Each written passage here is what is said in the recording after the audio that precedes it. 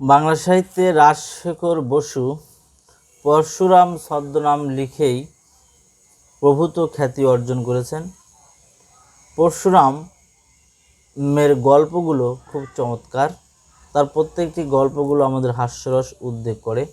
তার তেমনি একটি গল্পের নাম হচ্ছে ভূষণ্ডির মাঠে। ভূষণ্ডির মাঠে শিবু ভট্টাচার্যের নিবাস পেনেটি গ্রামে। একটি স্ত্রী, 3টে গরু, একতলা পাকা বাড়ি, 26 ঘর যজমান, কিছু ব্রহ্মোত্তর জমি, কয়েক ঘর প্রজা, ইহাতেই স্বচ্ছন্দে সংসার চলিয়া যায়। শিবুর বয়স 32। ছেলেবেলায় স্কুলে যা একটু লেখাপড়া শিখিয়াছিল এবং বাপের কাছে সামান্য যেটুকু সংস্কৃত পড়িয়াছিল তাহা সম্পত্তি এবং যজমান রক্ষার পক্ষে যথেষ্ট। কিন্তু শিবুর মনের সুখ ছিল না।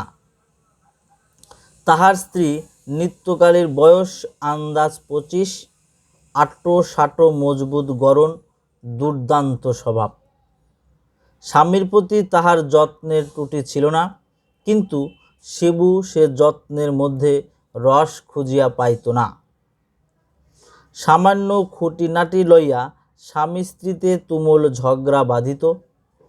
5 মিনিট বকাবকির পরেই শিবু দম ফুরাইয়া যাইত, কিন্তু নিত্যকালীর রসনা একবার ছুটিতে আরম্ভ করিলে সহজে নিরস্ত হইত না। প্রত্যেকবারেই শিবুরই পরাজয় ঘটিত।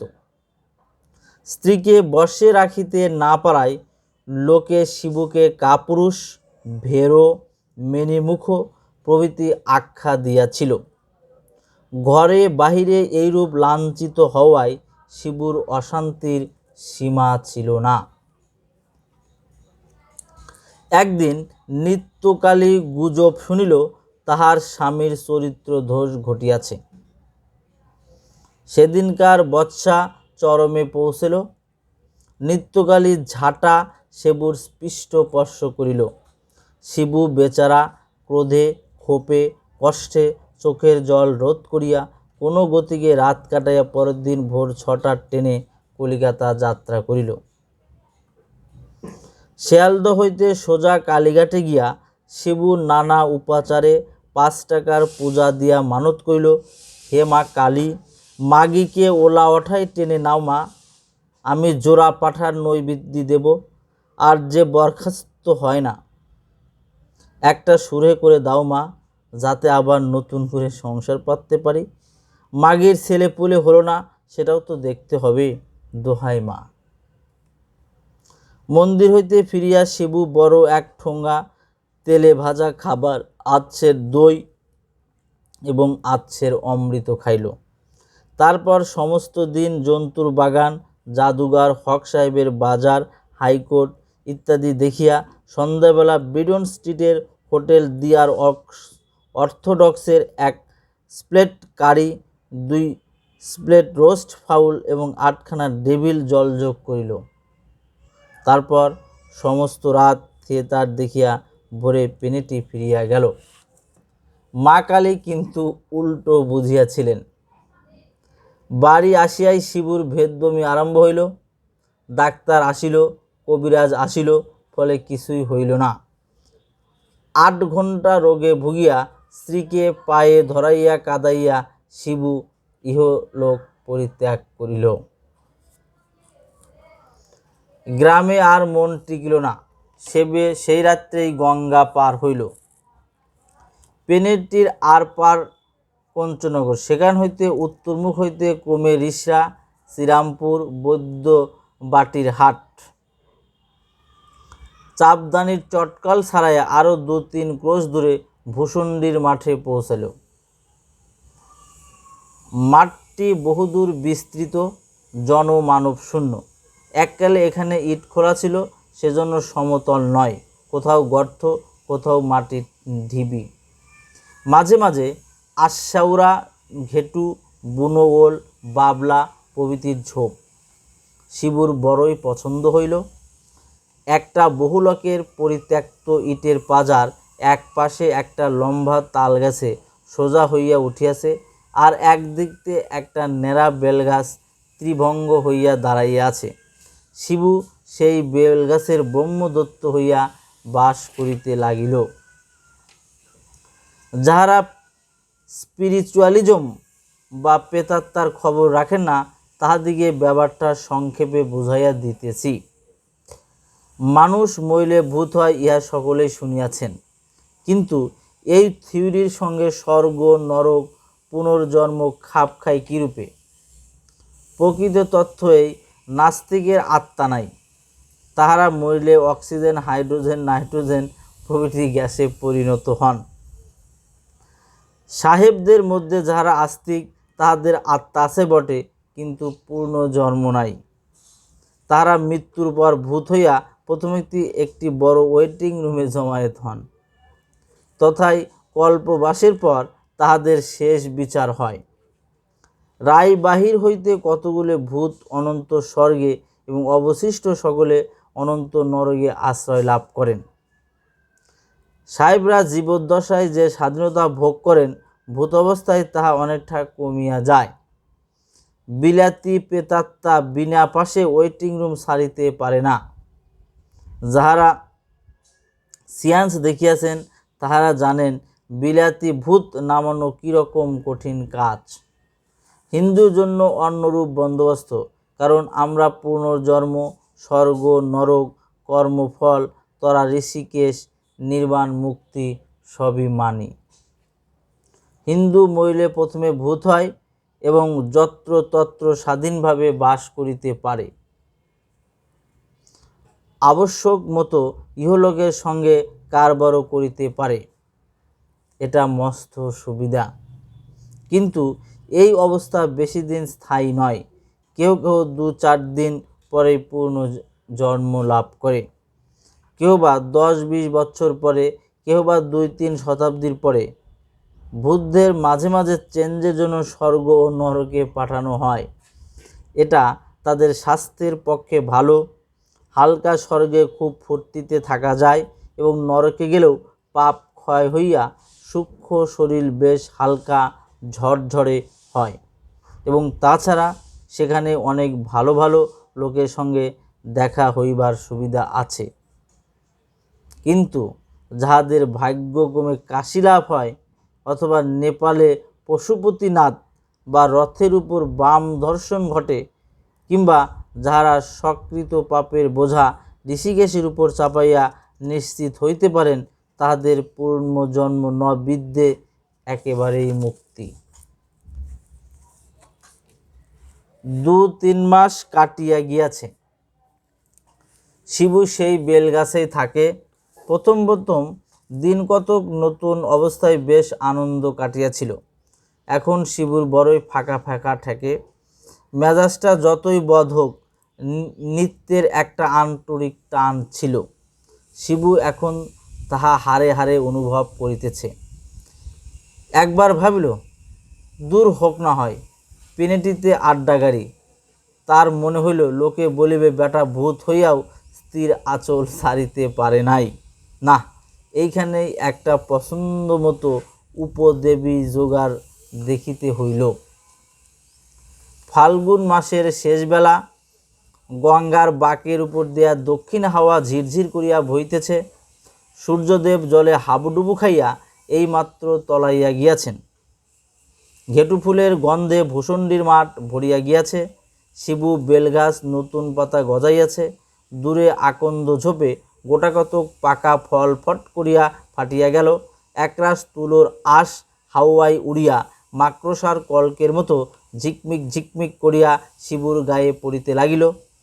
একটা হলদে রঙের প্রজাপতি শিবুর সূক্ষ্ম শরীর ভেদ করিয়া উড়াইয়া গেল।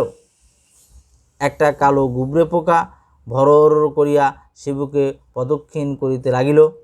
অদূরে বাবলা গাছে একজোড়া দ্বার কাক বসিয়া আছে। কাক গলায় সুরসুরি দিতেছে। কাকিনী চোখ মুদিয়া গদগদ স্বরে মাঝে মাঝে কক করিতেছে। একটা কটকটে ব্যাঙ সদ্য ঘুম হইতে উঠিয়া গুটি গুটি পা ফেলিয়া বেলগাছের কোটর হইতে বাহিরে আসিল এবং শিবুর দিকে ড্যাব চোখে চোখ মেলিয়া টিটকারি দিয়া উঠিল। একদল ঝিঝি পোকা সন্ধ্যার আসরের মধ্যে যন্ত্রে সুর বাঁধিতেছিল। এতক্ষণে সঙ্গত ঠিক হয় সমচ্ছরে ঝিরি ঝিরি করিয়া উঠিল। শিবুর যদিও রক্ত মাংসের শরীর নাই, কিন্তু মইলের স্বভাব যাইবে কোথায়। শিবুর মনটা খা খা করিতে লাগিল। যেখানে হৃৎপিণ্ড ছিল সেখানটা ভরাট হইয়া ধরাক ধরাক করিতে লাগিল। মনে পড়িল ভূষণ্ডির মাঠে প্রান্তস্থিত পটলি বিলের ধারে শেওড়া গাছে একটি পেতনি বাস করে। শিবু তাহাকে অনেকবার সন্ধ্যাবেলা পেলো হাতে মাছ ধরিতে দেখিয়াছে। তার আপাদমস্তক ঘেরা টোপ দিয়া ঢাকা। একবার সে ঢাকা খুলিয়া শিবুর দিকে চাহিয়া লজ্জায় জিভ কাটিয়াছিল। পেতনির বয়স হইয়াছে, কারণ তাহার গাল একটু থোবরাইয়াছে এবং সামনে দুটো দাঁত নাই। তাহার সঙ্গে ঠাট্টা চলিতে পারে, কিন্তু প্রেম হওয়া অসম্ভব। একটি শাকচুন্নি কয়েকবার শিবুর নজরে পড়িয়াছিল। সে একটা গামছা পরিয়া আর একটা গামছা মাথায় দিয়া এলো চুলে বকের মতো লম্বা পা ফেলিয়া হাতের হাড়ি হইতে গোবর গোলা জল ছড়াইতে ছড়াইতে চলিয়া যায়। তাহার বয়স তেমন বেশি বোধ হয় না। শিবু একবার রসিকতার চেষ্টা করিয়াছিল, কিন্তু শাকচুন্নি ক্রুদ্ধ বিড়ালের মতো ফ্যাস করিয়া ওঠে। অগত্যা শিবুকে ভয়ে চম্পট দিতে হয়। শিবুর মন সবচেয়ে হরণ করিয়াছে এক ডাকিনী। ভূষণ্ডির মাঠের পূর্ব দিকে গঙ্গার ধারে ক্ষীরি ব্রাহ্মণীর পরিত্যক্ত ভিটায় যে জীর্ণ ঘরখানি আছে, তাহাতে সে অল্পদিন হইল আশ্রয় লইয়াছে। শিবু তাহাকে শুধু একবার দেখিয়াছে এবং দেখিয়াই মজিয়াছে। ডাকিনী তখন একটা খেজুরের ডাল দিয়া রোয়াক ঝাড় দিতেছিল। পরনে সাদা থান। শিবুকে দেখিয়া নিমিষের তরে ঘোমটা সরাইয়া ফিক করিয়া হাসিয়াই সে হাওয়ার সঙ্গে মিলিয়া যায়। কি দাঁত, কি মুখ, কি রং! নিত্যকালীর রং ছিল পান্তুয়ার মতো, কিন্তু ডাকুনির রং যেন পান্তুয়ার শ্বাস। শিবু একটি সুদীর্ঘ নিঃশ্বাস ছাড়িয়া গান ধরিল, আহা শ্রী রাধিকে চন্দ্রাবলি, কারে করি কারে ফেলি, আহা রাধিরে চন্দ্রাবলি, কারে রেখে কারে ফেলি। সহসা প্রান্তর প্রকম্পিত করিয়া নিকটবর্তী তালগাছের মাথা হইতে তীব্র কণ্ঠে শব্দ উঠিল, চারারা চারারা, আরে ভজুয়া বহিনিয়া ভগলোক বেটিয়া, কের রাসে সাদিয়ারো কের রাসে হো। শিবু চমকিয়া উঠিয়া ডাকিল, তাল গাছে কে রে? উত্তর আসিল, কারিয়া পিরেত বা। শিবু, কেলে ভূত, নেমে এসো বাবা। মাথায় পাগড়ি, কালো লিকলিকে চেহারা, কাকলাসের মতো করিয়া একটি জীবাত্মা সরাক করিয়া তালগাছের মাথা হইতে নামিয়া ভূমিষ্ঠ হইয়া প্রণাম করে বলিল, গোল লাগি বরম দেউজি। শিবু, জিত রহো বেটা, একটু তামাক খাওয়াতে পারিস? কারিয়া পিরেত সেলেম্বা। শিবু, তামাক নেই তা সিলিম জোগাড় কর না। পেট ঊর্ধ্বে উঠিল এবং অল্পক্ষণের মধ্যেই বৈদ্যবাটির বাজার হইতে তামাক টিকা কলিকা আনিয়া আর্ঘ গুলগায়র শিবুর হাতে দিল। শিবু একটা কচুর ডাটার উপর কলকি বসাইয়া টান দিতে দিতে বলল, তারপর এলি কবে? তোর হালচাল বল। কারিত পিরিত যে ইতিহাস বলিল, তার সারমর্ম এই। তাহার বাড়ি ছাপড়া জেলা। সে এককালে তাহার জুরু গুরু জমিজেরার ছবি ছিল। তাহার স্ত্রী মুংরি অত্যন্ত মুখরা এবং বদমেজাজি। বনিবনাও কখনো হইত না। একদিন প্রতিবেশীর ভজুয়ার ভগ্নীকে উপলক্ষ করিয়া স্বামী স্ত্রীতে বিষম ঝগড়া হয় এবং স্ত্রীর পিঠে একঘা লাঠি কষাইয়া স্বামী দেশ ছাড়িয়া কলকাতায় চলিয়া আসে। সে আজ 30 বৎসরের কথা। কিছুদিন পরে সংবাদ আছে যে মুংরি বসন্ত রোগে মরিয়াছে। স্বামী আর দেশে ফিরল না, বিবাহও করিল না। নানা স্থানে চাকরি করিয়া অবশেষে চাপদানির মিলে কুলির কাজে ভর্তি হয় এবং কয়েক বছরের মধ্যে সর্দারের পদ পায়। কিছুদিন পূর্বে একটি লোহার কড়ি হাফিজ বা কপিগলে উত্তোলন করিবার সময় তাহার মাথায় চোট লাগে। তারপর 1 মাস হাসপাতালে শয্যাশয়ী হইয়া থাকে। সম্প্রতি পঞ্চপ্ট প্রাপ্ত হইয়া প্রেতরূপে এই তালগাছে বিরাজ করিতেছে। শিবু একটা লম্বা টান মারিয়া কলিকাটে কাফিয়া প্রেত দিবার উপগম করিতেছিল। এমন সময় মাটির ভিতর হইতে ভাঙ্গা কাসরের মতো আওয়াজ হইল, ভায়া, কালকেটা কিছু আছে নাকি? বেলগাছের কাছে ইটের পাজা ছিল, তাহা হইতে খানিকটা ইট খসিয়া গেল এবং ফাঁকের ভিতর হইতে হামাগুড়ি দিয়া একটি মূর্তি বাহির হইল। স্থূল খর্ব দেহ, স্থেল হুকার, খোলের উপর একজোড়া পাকা গোপ গজাইলে যেরকম হয় সেই প্রকার মুখ, মাথার টাক, গলায় রুদ্রাক্ষরের মালা, গাড়ে ঘুমটি দেওয়া মেরজায়, পরনে ধুতি, পায়ে তালতলার চটি। আগন্তুক শিবুর হাত হইতে কলিকাটি লইয়া বললেন, ব্রাহ্মণ, দণ্ডবাত হই। কিছু সম্পত্তি ছিল এইখানে পোতা আছে, তাহা যক্ষী হয়ে আগলাচ্ছি। বেশি কিছু নয়, এই 2-1-500 সম বন্ধকি, তমসুদ দাদা, ইনস্টাম্বর কাগজে লেখা, নগদ শিক্ষা একটু পাবে না। খবরদার ওদিকে নজর দিও না, হাতে হাত করি পড়বে। থু থু। শিবুর মেঘদূত একটু আট্টু জানা ছিল, সসম্ভবে জিজ্ঞেস করল, যক্ষ মহাশয়, আপনি কি কালিদাসের? যক্ষ, ভাইরা ভাই, কালিদাস আমার মাসতুতো শালি বে করে।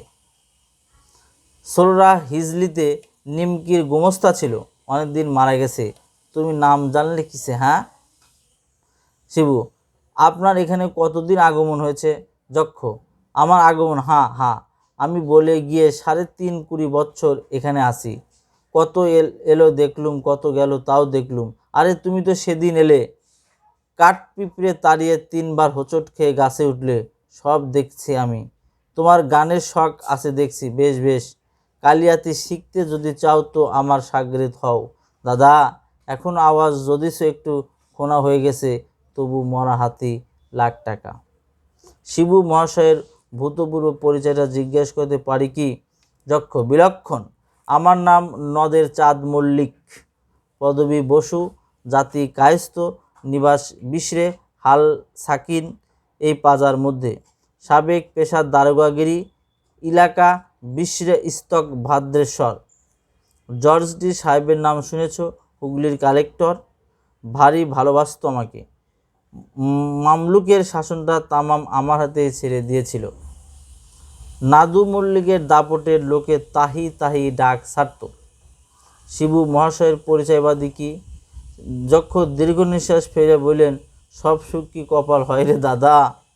ঘর সংসার সবই ছিল, কিন্তু গিন্নিটি ছিল খান্ডার। বলবো কি মশাই, আমি হলুম গিয়া নাদু মল্লিক, কোম্পানির ফৌজদারি নিজামত আদালত, যার মুঠোর মধ্যে আমার পিঠে দিল কিনা 1 ঘা চেলা কাঠ কষিয়ে। তারপরেই পালালো বাপের বাড়ি। 324 ধারায় ফেললুম, কিন্তু কেলেঙ্কারির ভয়ে গ্রেপ্তারি পরোয়ানা আর সারালুম না। কিন্তু যাবে কোথায়? গুরু আছেন, ধর্ম আছেন। 47 সনের মরগে মারি ফইতে হলো। সংসার, ধর্ম আর মন বসো না। জর্জ সাহেবটি বিলিতে গেলে আমিও পেনশন নিয়ে 1 শখের যাত্রা খেললুম। তারপর পরমায় ফুরলে এই হেতা আড্ডা গেড়েছি। ছেলেপুলে হয়নি, তাতে দুঃখ নেই দাদা। আমি করব রোজগার, আর কোন আবাগের বেটা ভূত মানুষ হয়ে আমার ঘরে জন্মে নিয়ে সম্পত্তি অরিস হবে, সেটা আমার সইত না। এখন তোফা আছি, নিজের বিষয় নিজেই আগলাই, গঙ্গায় হাওয়া খাই আর বক বক করি। থাক, আমার কথা সব তো শুনলে, এখন তোমার কেচ্ছা বলো। শিবু নিজের ইতিহাস সমস্ত বিবৃত করিয়া পীরেতের পরিচয়টাও দিল। যক্ষ বললেন, সব সাংঘাতের এক হাল দেখছি। পুরনো কথা ভেবে মন খারাপ করে ফেলো না। এখন একটু গাউনা বাজনা করিয়ে এসো। পাখর আজ নেই, তেমন ফুর্তি হবে না। আচ্ছা, পেট চাপলেই টাকা দিই। টন টন করছে। বাবা সাতুখোর, একটু এঁটেল মাটির চটকে এর মধ্যে থাবড়ে দে তো।